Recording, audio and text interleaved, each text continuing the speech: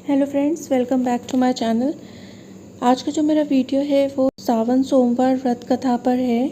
तो जैसा कि आप सबको पता है कि कोई भी व्रत जो है वो उसकी कथा अगर उस व्रत में ना पढ़ा जाए तो वो व्रत पूरा नहीं होता। तो चलिए स्टार्ट करते हैं सावन के सोमवार व्रत कथा। उससे पहले प्लीज़ मेरे चैनल को लाइक करें, सब्सक्राइब करें और शेयर करें। एक साहूकार था जो भगवान शिव का अनन्य भक्त था। उसके पास धन धान्य की किसी भी चीज़ की कमी नहीं थी, लेकिन उसकी कोई संतान नहीं थी और वह इसी कामना को लेकर रोज़ शिव जी के मंदिर जाकर दीपक जलाता था। उसके इस भक्ति भाव को देखकर एक दिन माता पार्वती जी ने शिव जी से कहा कि हे प्रभु, ये साहूकार आपका अनन्य भक्त है, इसको किसी बात का कष्ट है तो आप उसे अवश्य दूर कर दीजिए। तो शिवजी बोले कि हे पार्वती, साहूकार के पास पुत्र नहीं है, इसलिए ये दुखी रहता है।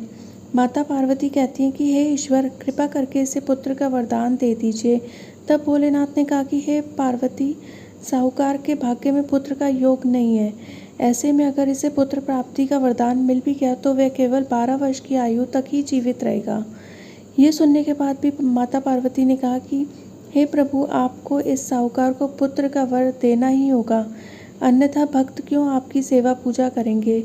माता के बार बार कहने से भोलेनाथ ने साहूकार को पुत्र का वरदान दिया, लेकिन ये भी कहा कि वह केवल 12 वर्ष तक ही जीवित रहेगा। साहूकार ये सारी बातें सुन रहा था, इसलिए उसे ना तो खुशी हुई ना ही दुख। वह पहले की तरह ही भोलेनाथ की पूजा अर्चना करता रहा। उधर सेठानी गर्भवती हुई और 9वें महीने उसने सुंदर बालक को जन्म दिया। परिवार में खूब हर्षोल्लास मनाया गया, लेकिन साहूकार को पहले की तरह रहा और उसको लग रहा था कि 12 वर्ष की आयु में उसका पुत्र चला जाएगा, तो उसने इस बात का जिक्र किसी को भी नहीं किया। जब बालक 11 वर्ष की आयु का हो गया तो एक दिन साहूकार की सेठानी ने बालक के विवाह के लिए कहा। तो साहूकार ने कहा कि वह अभी बालक है, उसको अभी पढ़ने भेजेंगे हम काशी। इसके बाद उसने बालक के मामा जी को बुलाया और कहा कि इसे काशी पढ़ने के लिए लेकर जाओ और रास्ते में जिस भी स्थान पर रुकना, वहाँ यज्ञ करते हुए ब्राह्मणों को भोजन कराते हुए आगे बढ़ना। उन्होंने भी इसी तरह करते हुए जा रहे थे कि रास्ते में एक राजकुमारी का विवाह था। जिससे उसका विवाह होना था वह एक आँख से काना था। तो उसके पिता ने जब अति सुंदर साहूकार के बेटे को देखा तो उनके मन में आया क्यों ना इसे ही घोड़ी पर बिठाकर शादी के सारे कार्य संपन्न करा दे जाएं। तो उन्होंने मामा से बात की और कहा कि इसके बदले में वे अथाह धन देंगे, तो वह राजी हो गए। इसके बाद साहूकार का बेटा विवाह की बेदी पर बैठा और जब विवाह कार्य संपन्न हो गया तो जाने से पहले राजकुमारी की चुंदरी के पल्ले पर लिखा कि तेरा विवाह तो मेरे साथ हुआ है, लेकिन जिस राजकुमार के साथ भेजेंगे वह तो एक आँख का काना है। इसके बाद वह अपने मामा के साथ काशी के लिए चला गया। उधर जब राजकुमारी ने अपनी चुनरी पर यह लिखा हुआ पाया कि उस राजकुमार की बात, तो उसने जाने से मना कर दिया।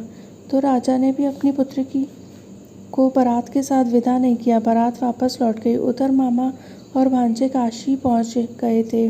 एक दिन जब मामा ने यज्ञ रचा रखा था और भांजा बहुत देर तक बाहर नहीं आया, तो मामा ने अंदर जाकर देखा तो भांजे के प्राण निकल चुके थे। वह बहुत परेशान हो गया, लेकिन सोचा कि अभी रोना पीटना मचाया तो ब्राह्मण चले जाएंगे और यज्ञ का कार्य अधूरा रह जाएगा। जब यज्ञ संपन्न हुआ तो मामा ने रोना पीटना शुरू किया। उसी समय शिव पार्वती जी उधर से निकल रहे थे।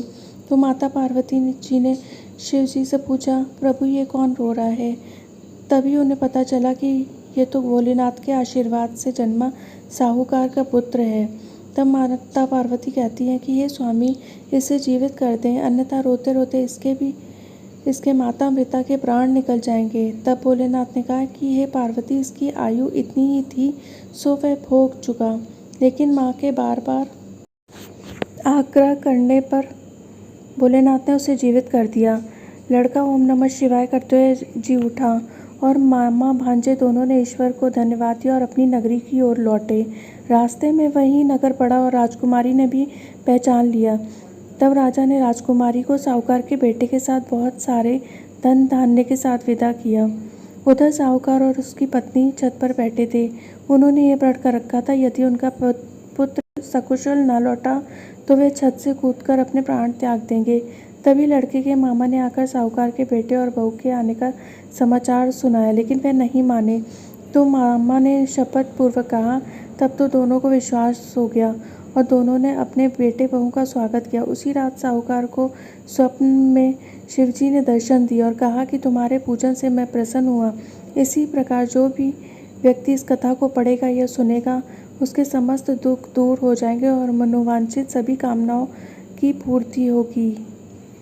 इसके साथ ही ये कथा समाप्त हुई। बोलो हर हर महादेव, ओम नमः शिवाय, जय भोलेनाथ, जय गौरी शंकर भगवान।